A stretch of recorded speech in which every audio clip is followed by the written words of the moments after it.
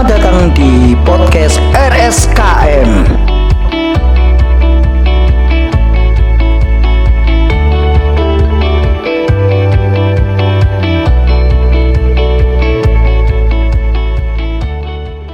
Oke, jumpa lagi bersama saya Lukius Juliandri.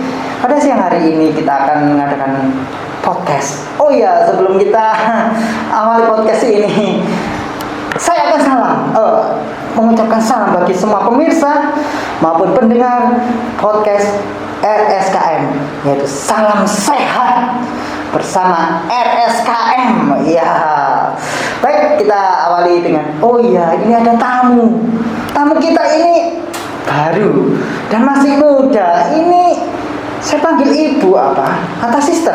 Mbak saja. Oh, Mbak aja. Oh iya. Saya sangat. Aduh, ini tersanjung, ini ada tamu seorang cewek yang cantik. Oke. Mbak, boleh diperkenalkan namanya, dari unit apa di Rumah Sakit Kristen Mojowarno ini? Ya, selamat siang. Perkenalkan, saya Lita dari bagian unit rekam medis. Oh, jadi Mbak Lita ini di bagian unit rekam medik ya? Ya. Itu di mana ya Mbak ya tempatnya ya? Untuk unit rekam medis itu ada di sebelah selatannya pendaftaran. Jadi memang termasuk salah satu bagian dari pelayanan pendaftaran juga. Tapi memang untuk unit rekam medis itu banyak sekali yang dikerjakan atau bagian-bagiannya, mulai dari pendaftaran, menyedia dokumen rekam medis sampai pengarsipan dokumen rekam medis. Oh gitu ya. Oh ya Pak, dengan apa sih itu rekam medik itu? Mungkin kita yang belum tahu, kita lihat pekerjaan rekam medik itu ya. Silakan Mbak. Betul Pak. Jadi memang banyak yang belum tahu apa itu rekam medis. Jadi kalau ada yang tanya, rekam medis itu yang bagian foto-foto tulang itu apa? Atau kadang-kadang ada juga yang rekam medis itu yang detak-detak jantung kayak yang di sinetron. Iya. Mungkin orang berpikirnya yang gitu ya. Rekam medik, maksudnya direkam gitu apa? Iya, padahal sebenarnya bukan. Jadi rekam medis itu sendiri adalah sebuah dokumen. Dokumen. Apa itu dokumen itu, Mbak? Dokumen itu kumpulan data-data yang berisikan mulai dari identitasnya pasien, kemudian pemeriksaan, pengobatan, tindakan dan pelayanan lainnya yang diberikan kepada pasien. Jadi itu kita simpan dalam sebuah dokumen yang namanya dokumen rekam medis, dan setiap satu pasien memiliki satu dokumen dan ada nomornya tersendiri. Oh, gitu. Berarti berbentuk seperti catatan, apakah seperti itu, Mbak? Ya, berbentuk catatan, ada yang sudah dalam bentuk elektronik juga. Oh iya, saya ingin tanya sih, petugasnya rekam medik itu harusnya bagaimana Mbak? Terus tugasnya apa sih seorang rekam medik itu? Jadi memang ada sekolahnya sendiri nih, jurusan rekam medis. Berarti ada sekolahnya sendiri ya ini ya? Tidak sembarangan ya berarti Mbak ya untuk menjadi seorang rekam medik ini ya? Jadi memang ada kuliahnya, namanya program studinya namanya juga rekam medis, nanti setelah lulus disebut sebagai perekam medis, begitu. Oh, jadi tidak sembarangan ya Pak. Aku pingin jadi rekam medik. Tidak boleh seperti itu ya. Jadi ada tahap-tahapnya, harus ada sekolahnya, ada pembelajarannya terlebih dahulu ya Mbak ya. Jadi rekam medik itu orang yang benar-benar expert di bidangnya, yaitu untuk mengumpulkan data-data pasien ini untuk disimpan. Terus data-data itu apakah boleh disebarkan dengan sembarangan atau bagaimana Mbak untuk data-data ini? Ya, tidak boleh. Jadi dokumen rekam medis itu atau data rekam medis itu bersifat privasi atau pribadi. Secara informasi yang boleh mengetahui adalah pasien itu sendiri, dan untuk penyimpanannya itu memang dokumen tersebut miliknya rumah sakit. Jadi jika ada pihak lain selain pasien yang ingin mengetahui isi dari rekam medis tersebut, harus ada surat kuasa dari si pasien. Wow, berarti tidak sembarangan ya berarti ya. Ini juga mungkin bermasalah dengan hukuman juga ya, hukum tentang kerahasiaan dokumen yang penting. Apakah seperti itu, Mbak? Iya, betul. Jadi seperti permintaan asuransi atau visum, kemudian data-data, permintaan data untuk penelitian, itu semuanya harus melalui prosedur yang sudah ditetapkan sesuai dengan SPU yang ada. Oh, Pak. Jadi dia petugas yang mengumpulkan data. Berarti termasuk orang yang daftar itu ya, Mbak? Apa seperti itu? Ya, termasuk. Jadi di unit rekam medis sendiri itu mulai dari pendaftaran, kemudian penyediaan dokumen rekam medis, pendistribusiannya ke pelayanan, bisa poli, IGD atau rawat inap, kemudian penerimaan dokumen tersebut kembali ke unit rekam medis sampai dengan penyimpanannya. Oh, jadi dari awal sampai akhir kembali ke rekam medik seperti itu Ya. dokumennya ya, Mbak. Yang saya tanyakan ini kan itu berhubungan dengan pendaftaran. Terus bagaimana ya pendaftarannya, prosedur pendaftarnya di Rumah Sakit Kristen Mojowarno ini, Mbak?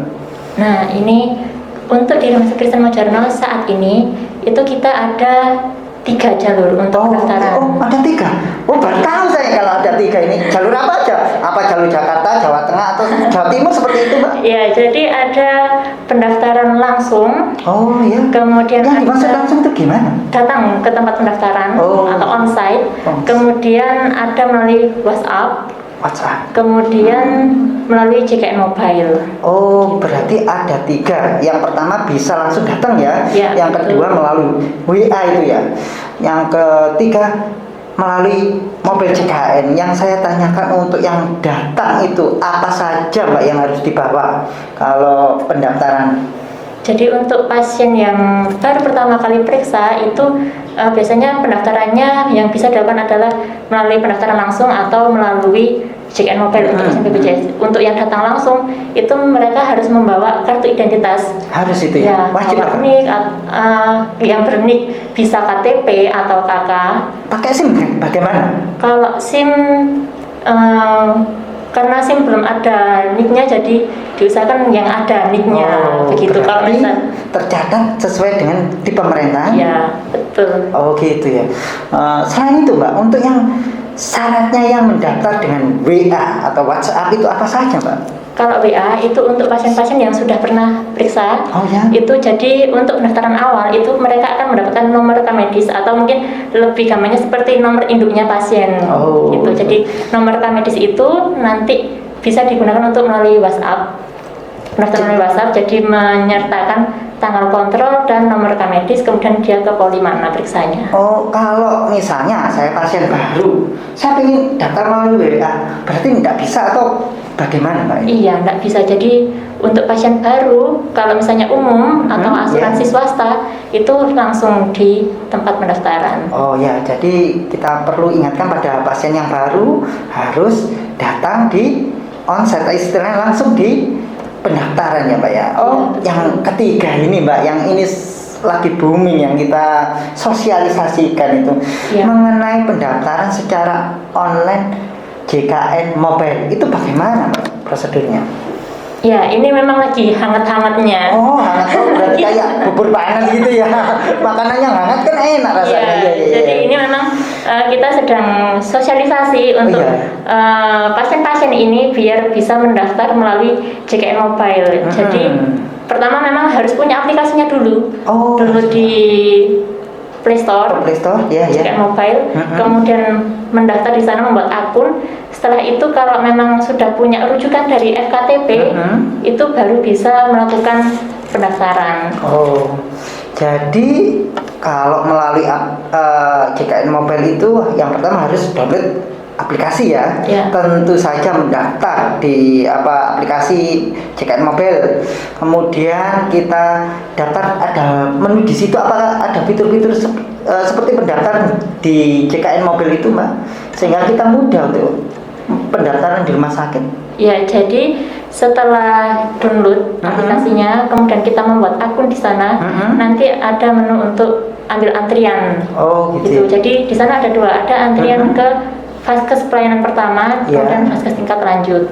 Jadi karena kita rumah sakit, pilihnya untuk yang tingkat lanjut dengan syarat sudah memiliki rujukan dari puskesmas atau FKTP. Oh, berarti kalau yang ke rumah sakit itu harus ada rujukan. Iya. Kalau seandainya nggak ada rujukan gimana, Mbak? Berarti periksa dulu di vaskes satunya sesuai dengan tempat. Berarti harus periksa di vaskes 1. Vaskes 1 itu bisa misalnya puskesmas, dokter praktek swasta yang bekerja dengan bekerja sama dengan BPJS, atau klinik seperti itu ya Mbak. Berarti tidak sembarangan ya kita langsung wes moro-moro aku tak ke rumah sakit gitu ya.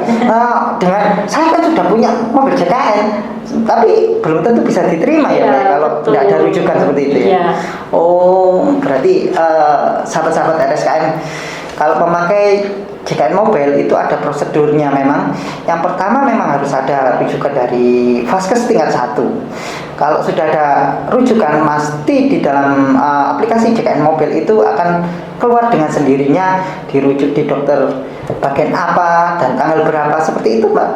Benar ya? Iya. Oke. Yang berikutnya Mbak, mengenai unit rekamedik ini ya. Inovasi-inovasi apa yang sudah istilahnya dimunculkan atau dibumingkan di Rumah Sakit Kristen Mojokerto ini? Ya, jadi untuk saat ini pendaftaran di awal tahun ini dari SIM RS itu sudah bridging. Ya. Apa itu SIM RS, Mbak? Untuk sistem informasi rumah sakit. Oh, jadi, sistem informasi rumah sakit ya. Mereka membridgingkan sistem kita rumah sakit dengan BPJS sehingga setiap pasien yang mendaftar data tersebut terkirim langsung ke BPJS. Itu. Oh, berarti langsung terkoneksi ya. Jadi ada hubungannya ya. Wah, luar biasa ini inovasinya. Selain itu Mbak, apa inovasi apa ada yang baru di dalam unit jenengan ini, di unit rekamedik ini, Mbak?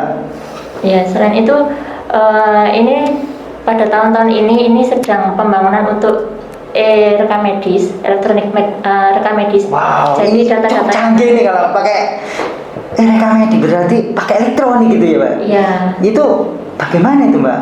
Jadi ini saat ini masih dalam proses pembuatan. Jadi ini nanti kedepannya data-data yang tadi bentuknya manual, dokumen-dokumen rekam medis itu dimasuk dalam bentuk elektronik. Oh iya. Kemudian data ini kedepannya setiap pasien itu bisa langsung mengakses dari rumah. Wow, berarti luar biasa itu inovasi yang cukup bagus itu ya, dari rumah kita bisa ceklik data atau bagaimana? Bisa melihat riwayatnya, misalnya saya kemarin periksa tanggal sekian melakukan lab ini, kemudian diagnosanya apa itu. Jadi kedepannya seperti itu, tapi untuk saat ini masih dalam proses pembuatannya. Wah, luar biasa kalau ini bisa jadi ini suatu inovasi yang baru yang mungkin memudahkan masyarakat ya untuk mengenal penyakitnya atau apa, data-data di dalam pemeriksaannya di Rumah Sakit Kristen Mojokerto. Oh ya Mbak, saya rawat jalan yang baru ya Mbak ya. Saya lihat gedungnya kok istimewa sekali ya, kayak apa ya, lobbynya hotel itu ya. Apakah itu benar ya, itu miliknya rekamedik ya, unitnya seperti itu ya Mbak? Ya, jadi itu gedung baru unit rawat jalan. Jadi di sana ada pendaftaran, ada resepsionis, kemudian ada poli-poli rawat jalan, farmasi dan kasir. Oh ya, saya sempat ya masuk ke situ, ada box kotak itu untuk pendaftaran apa ya Mbak itu ya? Yang ditotol-totol itu loh Mbak kayaknya itu. Ya, itu pengambilan antrian. Ya. Jadi itu tadi yang bridging dengan BPJS. Jadi begitu kita mengambil antrian di sana, maka data antrian tersebut selain masuk ke data kita di Rumah Sakit Kristen Mojokerto itu juga akan terbaca di BPJS berapa lama pelayanan kita dari pasien awal datang sampai dilayani di poli sampai mendapatkan obat. Oh, berarti ini bertujuan untuk mutu ya Mbak, berarti ya mutu rumah sakit ya. Rumah sakit itu semakin cepat, semakin baik dan penanganannya sangat kompeten seperti itu ya Mbak ya. Apakah nanti pada akhirnya yang dulu-dulu kayak yang pakai WA yang BPJS itu masih bisa dilakukan Mbak pendaftaran seperti itu? Ini masih dalam proses pelatihan ya Mas Wiki. Jadi nanti kita lihat dulu trennya seperti apa. Jadi ya harapannya memang semua pasien yang menggunakan BPJS itu bisa daftar melalui JKN Mobile agar bisa memperoleh antrian lebih awal. Soalnya kalau pakai JKN Mobile itu bisa daftar 14 hari sebelum periksa, itu sudah bisa dapat nomor antrian. Gitu. Sedang saat ini kalau untuk WA hanya H-1 saja. Oh gitu ya, berarti kalau 2 hari 3 hari sebelum pelayanan belum bisa ya Pak? Iya, belum bisa. Iya, saya sempat sih ke situ, saya lihat ya beberapa pasien tuh pakai kartu ya, gitu kok keluar apa pakai barcode Iya, itu ya. Oh, iya. cukup canggih ya ternyata ya. Kita setiap waktu akan berinovasi ya Mbak ya. Saya cukup senang itu di ruangan jenengan itu, meskipun ya banyak orang itu ada indahnya, itu ada anggreknya di situ. Apakah di setting seperti itu ya Mbak ya ruangan jenengan itu di Iya. unit rekamedi gitu? Ya kebetulan memang direktur kita pecinta anggrek. Jadi Luar biasa kalau ini bapak direktur ibu itu. yang Iya. datang ke rumah bersama Jono berkeliling pasti menjumpai banyak sekali bunga anggrek yang sedang bermekaran. Wow, saya Selain- teringat lagu apa? Setangkai anggrek bulan. Ya. Iya. Kalau ada ke rumah sakit Kristen Mojowana Jadi pasti. selain untuk berobat bisa juga sebagai refreshing. Oh gitu ya. Ya. Luar biasa. Oke. Terima kasih ya Mbak Arlita yang sudah datang di podcast kami ya. Oh jangan bosan-bosan loh Mbak Arlita ya. Kalau kami undang loh ya nanti dengan topik yang lain ya. Siap. Ini nanti topik yang lain lagi ya. Ya saya harap Anda gak bosan. Terima kasih para pemirsa, baik pendengar di podcast Rumah Sakit Kristen Mojowana atau RSKM ini. Oh iya, sebelum kita berpisah kita akan tackling bahwa RSKM itu mempunyai tagline yaitu ramah, setia, Kristiani, mulia. Sampai jumpa dengan topik yang lain dengan podcast RSKM.